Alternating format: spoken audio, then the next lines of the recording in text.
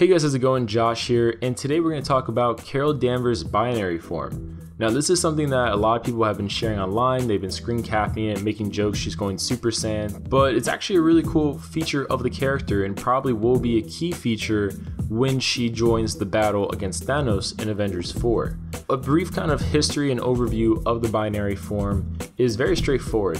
Pretty much, Carol gets captured by the alien race, the Brood, and they further augment her abilities to a cosmic level. So instead of it being like a different personality, which it wasn't, instead of it being kind of like a Phoenix Force type thing, it's more of a simple power level increase. Probably will be how it's presented in this movie. It's usually said that Carol Danvers is a class 50 superhero with regards to strength. When she's binary, she reaches class 100 plus, which is Thor levels. So I wouldn't be surprised if they use Carol's binary form in a similar way to how they used Thor embraced his full godhood and stopped being limited by his hammer and his insecurities, except for usually a requirement of Carol going binary is her absorbing a lot of energy. Definitely this will be really interesting to see. I wouldn't be surprised if they do want to use this in Avengers 4. If it's something as simple as maybe she absorbs some Infinity Stone energy and that sends her into like a super binary form. Although this would at the same time make her extremely OP,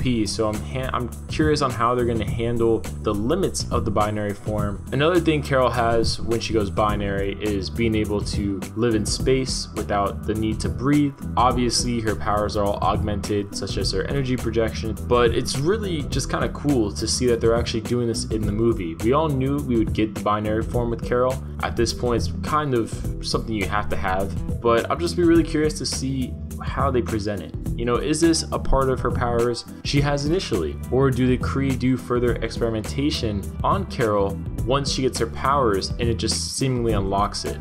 Comment below your guys' thoughts. How do you think Carol goes binary? Do you think it's a byproduct of her initial accident that gives her powers, or do you think it will be a further unlocked thing in this movie? I think it would be pretty cool if maybe a big part of this movie is her kind of coming to terms with her abilities, and maybe throughout the movie she's training with the commander and the Star Force to further unlock her powers and I guess get used to them. Eventually she kind of has a breakthrough point where she finds herself again, you know, her memories and all that stuff, finally identifies who she is in that moment because she's a very passionate person. Maybe in that moment of finding herself and feeling like she has something to fight for again that's for her and not her simply being a soldier for others, maybe that unlocks her binary form. In the climax of the movie, you know, the final fight scene against whoever's the main antagonist after all. I think that'd be a really interesting moment to have it unlocked. Again, I really want to see the limits on this ability because it can be extremely OP,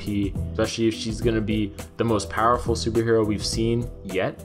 We gotta have some sort of limit here. But comment below your guys' thoughts down below, and I'll see you guys later.